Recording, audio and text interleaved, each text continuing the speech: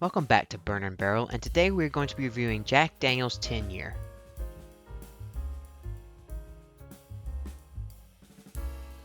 As you may know, Jack Daniel's is located in Lynchburg, Tennessee, and is also the oldest registered distillery in the United States.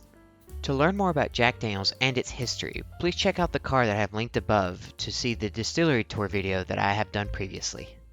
This is Jack Daniel's 10-year product, which is just the normal Jack aged to a 10-year age statement. The bottle is similar to the previous two reviews that I have done on the Jack Daniel's single barrel proof products. The big difference being that the label on this bottle is more black to signify that it's a limited release and that it's a 700 milliliter bottle. All of the age-dated products from Jack are highly sought after and may be hard to find. And now, let's get right into the review. So I've gone ahead and poured up some of the Jack Daniel's 10-year, so let's go ahead and get right into the review. So the color on this one is a fairly dark color, and for it being a 10-year product, an age-stated 10-year product, this is not surprising. As far as the color is compared to the Jack Daniel's single barrel proof products, I would say it's probably a tad bit darker if I had to take a guess. I don't have them side by side to compare, but from what I can tell, it's probably a little bit darker than the other barrel proof products.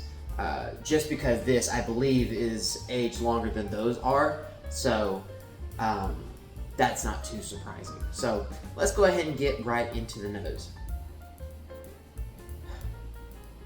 So I'm noticing off the bat, and I'm going to do a couple comparisons to the barrel proof products, considering that's what's kind of just below these age-stated products are going to be the barrel proof products.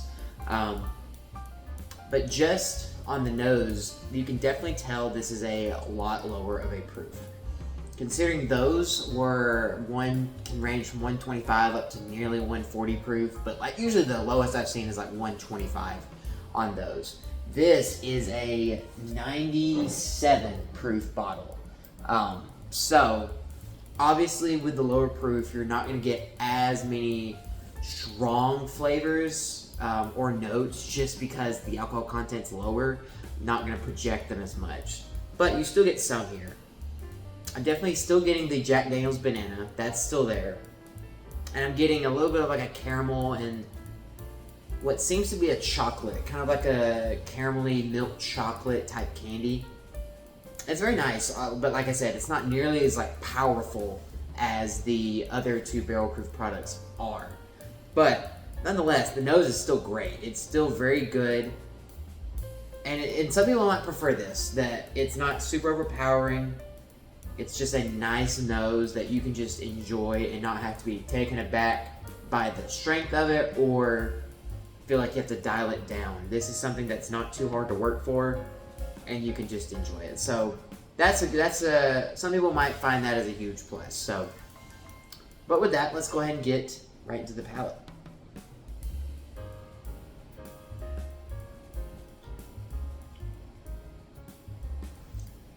Okay, so the beginning again, I'm getting that banana, and some of that caramel as well. But I'm getting a little bit more oak on the end of this one.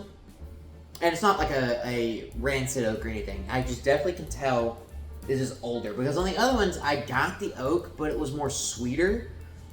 I don't really know. It definitely was more sweeter on the barrel proof products. But this one, when I get to that, near the finish, kind of towards the mid palate,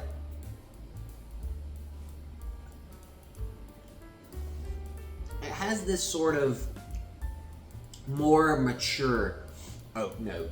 You can definitely tell it's been in the barrel longer than the other ones, but that's not a bad thing. It just definitely makes it more matured, more balanced with the notes. But I really like it. It's very good. So like I said, you get the banana up front with that caramel, and then you get a little of that oak and maybe a little bit of some fruit in there, but not a ton. I got more fruit and those kind of notes on the other two products, but this is still very good. And I think that probably just comes with the proof. Considering the almost 30 proof difference between this and those, even though this is older, I think the proof plays a lot more of a factor in how this tastes versus those, because this has a more refined palate to me, more definitely of the more refined notes, more balance to them, but it's not nearly as strong as the little bit more unbalanced notes of the other two. But they make up for it in that maybe it's a little bit unbalanced, but the actual flavors are incredibly powerful and strong, and you can't miss it. But this one, it's a little bit more laid back. Like this one to me would be, if I'm comparing this one to the other two, would be more of a sipping whiskey where you don't want to have to work for it. You don't want to really have to kind of brace yourself for that. This is more of a casual pour, and I'm not saying this is a bottom shelfer. That's not what I'm saying. I'm just saying this is something more easily enjoyable by more people rather than the barrel proof products, because not only do you have the higher proof, which some people tend to not like, it also has those elevated notes, and some of those notes may not be enjoyable to some people on that. But this one, even though you may not enjoy some of the notes on this one, it's not powerful enough to where it can just turn you off completely from this bottle. I believe that most people would enjoy this kind of bottle just because, like I said, the notes are really mature, they're really nice and melded together. And even if you don't like one or two, it's not powerful enough to really make you think this bottle's gross. I really do like it. Now, as far as my personal preference, I believe I like both of the barrel proof products more than this, and that simply comes down to the proof. I tend to like more towards cask strength products, or at minimum like bottled and bond products. So maybe like 1 to 1 or 100 to 110 is kind of like my minimum threshold. And those drink more of like a 110, 115 proof products. They don't drink 130 proof. This one is 97 proof, so it's close. But to me, if the notes were more powerful, then this would be like an absolute. This could be a 10 out of 10 if this was a higher proof. I mean, it is delicious. Like, do not get me wrong. It's very good. Like I said, you got nice sweetness up front, nice oak on the back. It's just comparatively to them, the viscosity's it's still a little bit there, but you can definitely tell there's a little bit more water content with this one. And the notes are maybe like 20-30% less strength than the other ones. However, all that being said, this is still an easy 8 out of 10 for me. I mean, what you get from this bottle is just incredible. And I believe, so I cannot remember off the top of my head, but I believe the MSRP is anywhere from like 80 to 100 for this one. I believe it's 80, and I believe the 12 is 100, and then the new 14 I think is 150.